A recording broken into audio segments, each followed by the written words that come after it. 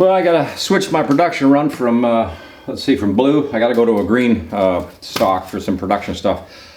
I have a very, very small 3D printing farm. It's tiny. I've got 5 machines altogether. I've got 2 big machines and 3 small machines. And there's a lot going on. 3D printing is becoming like an emerging, technology in the market as part of my tools. It's one of the things that I go to when I need something special, but also I've been trying something this year and I'm making money. So it was like, you know what, we're going to share all this today. So yeah, let's make money with 3D printing.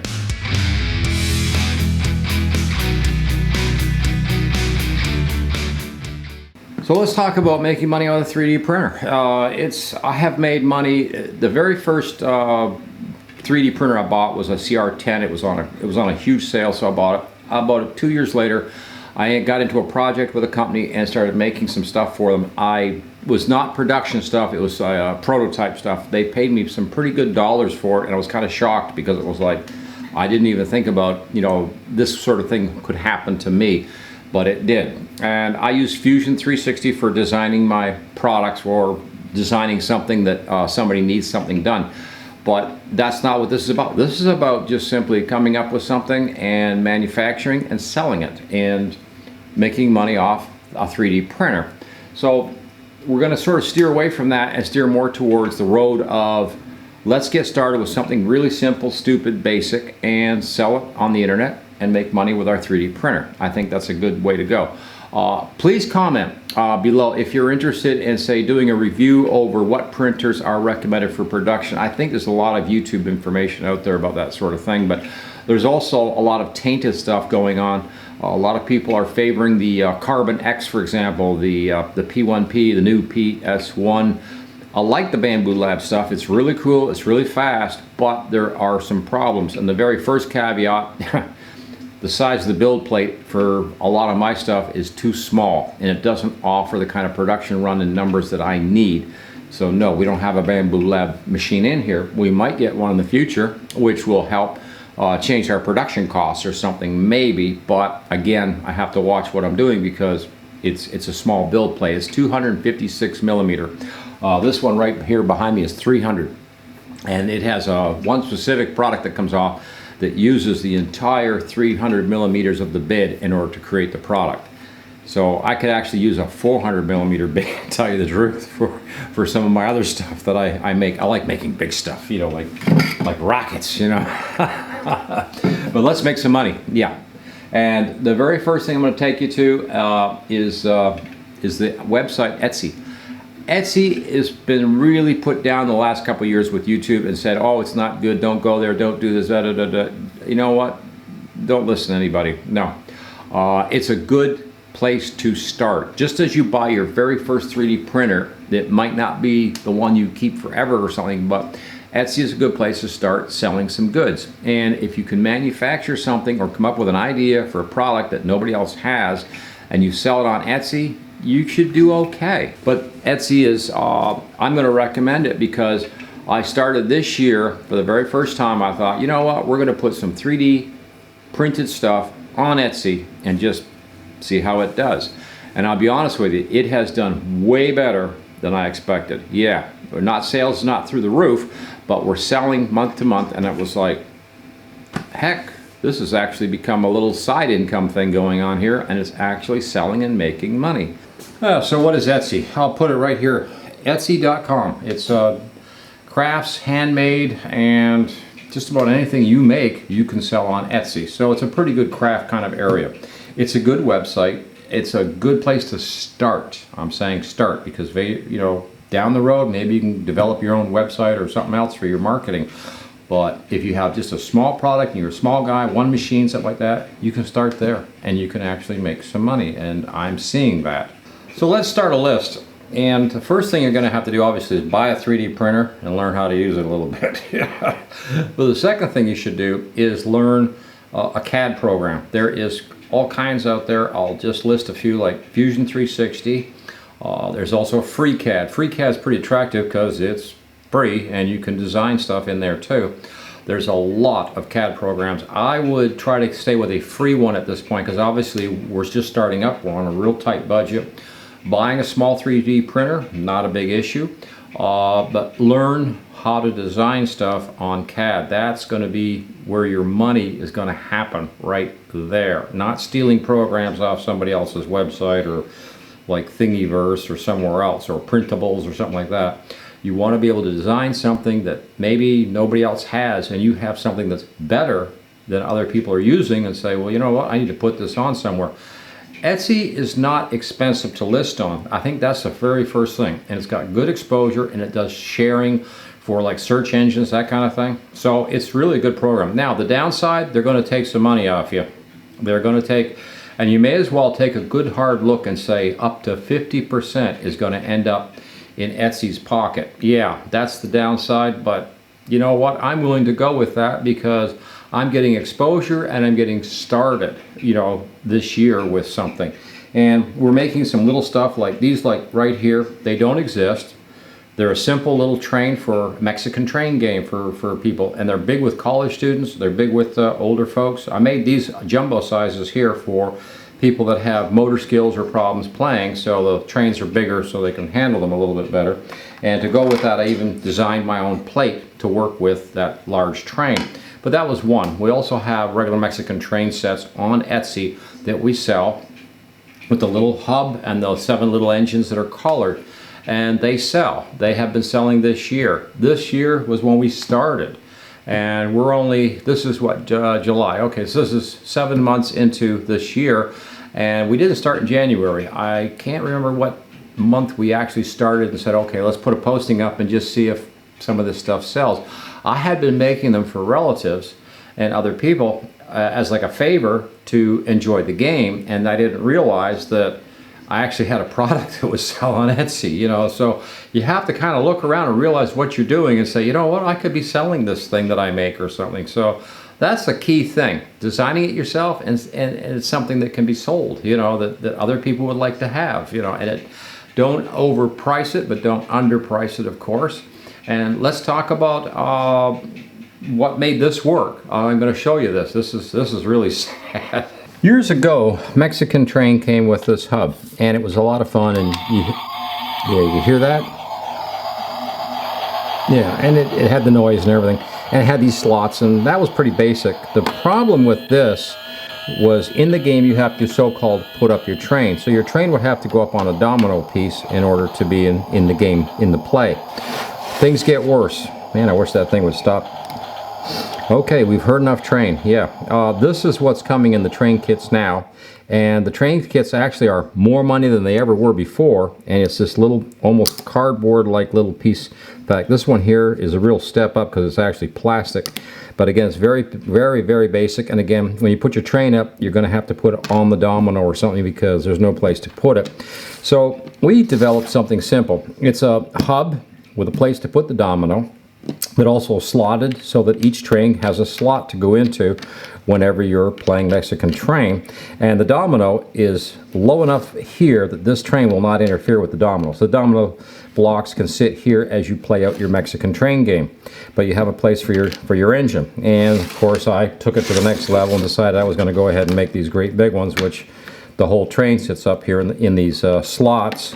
When you have to put your train up, you've got a place to put it. Again, this was for people with limited mobility problems or motor issue skills. I thought this would really help, but so far this really hasn't sold, and that's fine. You know, it was just something we were trying out as an experiment. This one here, when I designed it, I had to go over quite a few times. This is designed in Fusion 360, and then it's printed. And what we do is we sell the hub, and we include the 7 little engines for free. Yeah. That's kind of a leading sales item. Again, for marketing, you give the 7 engines away for free, even though your 3D printer has to struggle and make these things over and over again.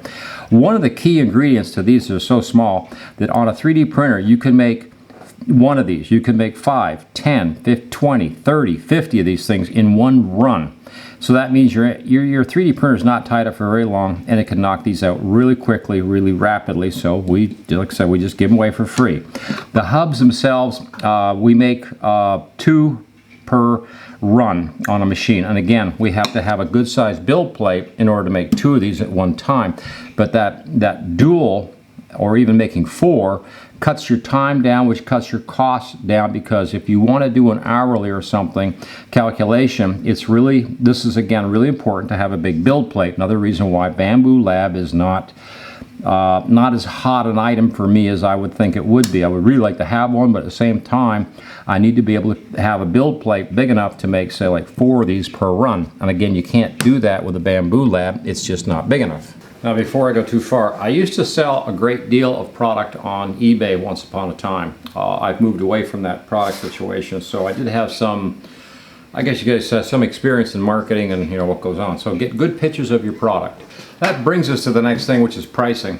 You're going to have to price your product out, and the best way to do that is just, again, go to like Etsy or eBay or Amazon and just look and see what that product sells for presently that's similar to whatever it is you're making. Obviously, you're not going to make the exact same, or there's copyright infringement problems, like my hub here. So you want to be able to produce that product. It could be oversized guitar picks, just something off the wall. But once you get started and you get that first sale, it'll inspire you, to get moving on what you're doing, and it'll get better.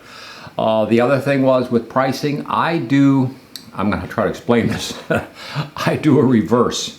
So in other words, if the product sells for $10 a unit and it takes, let's say 10 hours to make, then that machine's only making me $1 an hour, which means I need 100 machines in here to make any money. And you better have demand with your supply. Yeah. So what we did in my situation was we made up, I think it was about 20 units of each item, and set them aside, took pictures, listed them, created an Etsy account, listed them on Etsy, just sat back and said, okay, what happens? In the first 30 days, I think we sold 1, and it was like, okay, we sold 1. Whoa, wow. That was a surprise. But all of a sudden, then we sold 2 and 4 and 12, so it was like, phew, this thing actually sells. Price-wise, per hour, my machines are not making very much money, and I know that. If I had more machines, that wouldn't do me any good, because I can already keep up with production as it is for now. But what you want to do is start with a small, simple, stupid product, something that you draw up, you manufacture it, it's a good product, you do some testing, market testing, whatever. God knows we've played this thing for a year before we decided to go ahead and even try to sell them, just to make sure there wasn't any weird hiccups in the design. And of course, at that point, then you can market that product. But I would highly say you're going to see a lot of negativity, maybe even some weird prices and stuff. Another thing that did happen to me was when I went on Etsy, I noticed there was a seller on there that had a 3D printed something or other, and he had sold something like 300 units already. So, oh my God, how can I compete with that? Well, you don't compete with it. You put your product on, it's special, it's different than his. You price it the way you need, whatever dollars you need out of that product in order to cover your costs, plus leave some, profit in your pocket, hopefully, at the end of the day, and you run with that. And the products that you can develop from a 3D printer is just, let's face it, there are millions of ideas out there of things you could probably go ahead and make with a 3D printer. I've tested a few other items, and they have been failures as well. One of them was directly against a product that was wood, for example. It didn't work. It's a 3D print item. The problem was it takes too long to produce, and it was a time thing. It really wasn't the cost of the plastic, obviously, but it was just that the printer would take days to make them. And when they sell for only like $9.95 or something, you're like, okay, you know what? This is not really going to fly at this time. We'll come back to that maybe another time when we figure something out, or how to make them faster, cheaper, better, whatever. But it's still a product that, we could still refine it. I think there's still possibilities. But a lot of the stuff out there, just everyday life things that you run into, and you say, you know what, I got a 3D printer, I'm going to make a better one than, the gizmo that comes in from the mail, from Amazon or something. And that can be sold. That can be turned into a product that makes you some money. And at first it might be just, I hate the term, but I'm going to call it's a side hustle at this point. It just is. It's not going to be a full-time job for you, so you should still work at McDonald's or wherever. the warehouse at Amazon, wherever. But at least you'll have that little bit of money trickling in at first, and maybe you can take that money and reinvest it in better 3D printing machines, or spend more time with more designs, more products, that sort of thing. There was one young man, a couple of them actually, but there's one specific one I'm thinking of. He was on YouTube, and he put something like 100 listings on Etsy. That costs a little bit of serious coin each month to have 100 listings, and he didn't sell anything. So he took a bath, yeah. And that's not what I want you to do. What I'm suggesting is only put a couple of items on. It'll cost you almost nothing per month to have it on there. And if it starts to sell, great. You can expand your listings or lower your price, up your price, depending on what you feel you need. But you can adjust all that. And that's another beautiful thing about places like Etsy is you can get in there and you can mess with the price afterwards. Overpriced, it's not selling, think, oh, you know what, I'm going to shave a couple dollars off. I think I can still make money on this. And you can fiddle around like that. And it's like a hobby at this point. You just, a side hustle, whatever, but you're just making a few coins for yourself. And that was kind of my opinion of that's where we sort of started this year was, well, let's just experiment, put something on Etsy that's 3D printed and see if it sells. And it did. And it sold, I hate to say it, it sold way more than I thought it would. And it's still selling. It's still doing well enough that it's like, you know what, this is actually making me a little bit of money and helping me to pay for my materials and my printers. It's covering the cost of the printers running per hour, whatever. So it's like, it's all win-win at this point. I got to thank you for watching Coffee Tools. Please like, share, subscribe, and ring the notice bell. We give away tools that we review on the show. I think we have something Thursday coming up, which is a power station. It's a real nice one from Egritech people. I think it's a 300-watt power station. It can be solar charged. It can be run off a household current. It can also be plugged into a cigarette lighter in a car and charged up. So it's a pretty neat standby power unit that can recharge your phone, your laptop, whatever it is you need, or just plug a light or something into it, whatever. Meantime, I got to get out of here. Over and out.